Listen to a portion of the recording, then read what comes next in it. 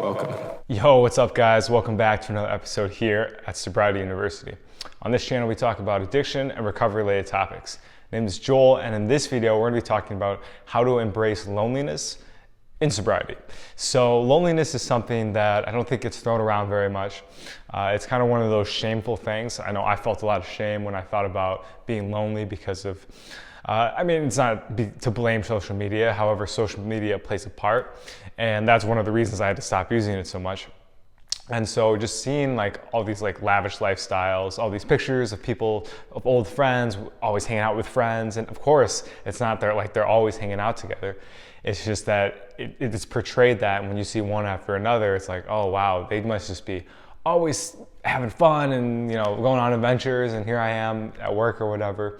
And so that can bring out a feeling of isolation and loneliness. And so somebody asked, one of the people that is subscribed here asked about if I could talk about loneliness, and I'm really happy they did because of those reasons, and because I think it's a skill that's important for any avenue of life, not just sobriety and stuff.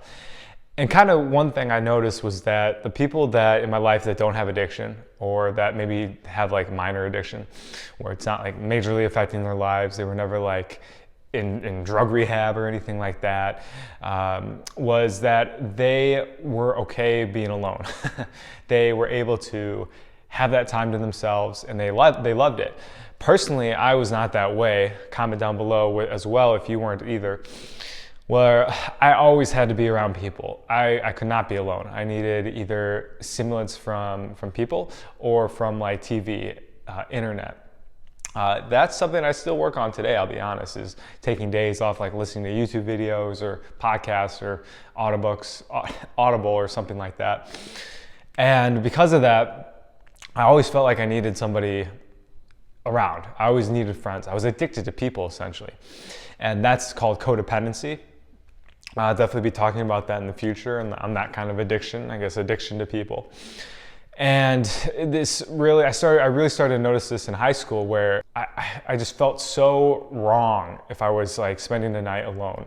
Like if it was like Friday night and friends were busy or whatever, like hanging out with his girlfriend or whatever. I was like, man, like, oh, I'm a loser. And that just started to slowly spiral for a couple years until I got into college, when I started to smoke, and then I was around people all the time. And so that kind of went away.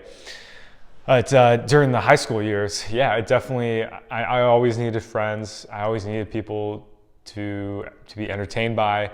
And before I developed a strong social network, which was like probably around 8th grade, I always needed to be like watching TV or something. Like, and it's kind of disappointing saying it, that I didn't really learn great social skills either, because from a young age I was plopped in front of a TV.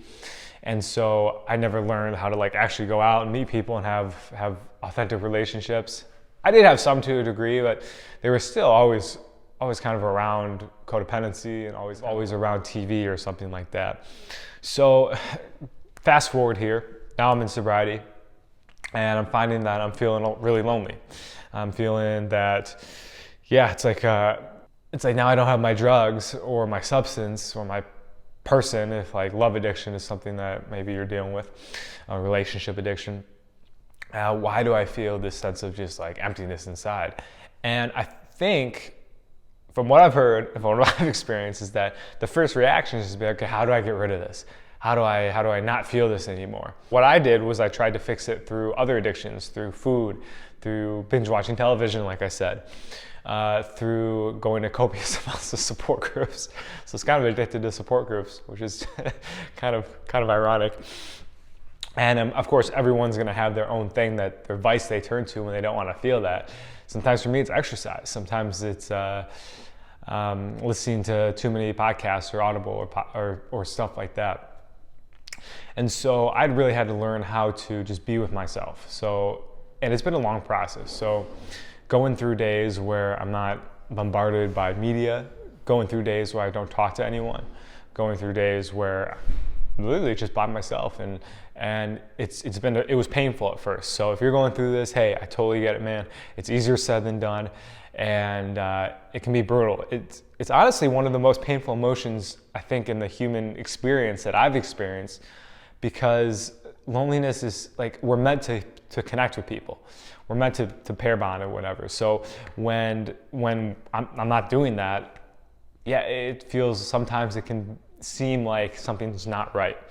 And recognizing that is really key to be able to embrace loneliness, I found. So now it's like, whenever I do have this time where I'm just by myself, it's like, okay, it's basically just like a prolonged meditation. And I can tap deeper into myself. I can have issues come up to resolve. And it's just like almost, it becomes like a separate life.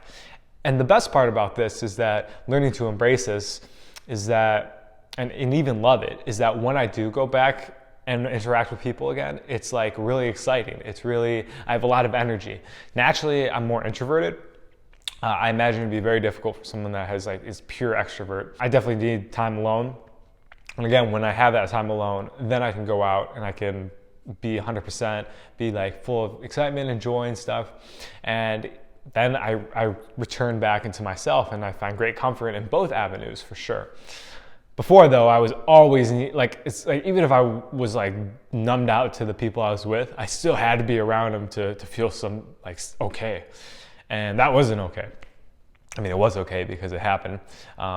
It wasn't okay in the sense that it wasn't healthy. It wasn't productive or yielding. It wasn't sane. It was just kind of unconscious. Once embraced, a freedom opened up that I never thought was possible. And I really don't like addictively need people anymore, which is just amazing. Like I do in a spiritual sense, but I don't in that like clingy, like give me attention kind of way. And that just makes the relationships I do have way better, because it's like, they're not like, okay, this guy's just sucking me dry here. It's like, we can actually connect and on like a deep level here. So guys, with that, that's gonna end the video today. Have a great one. Talk to you soon. Peace.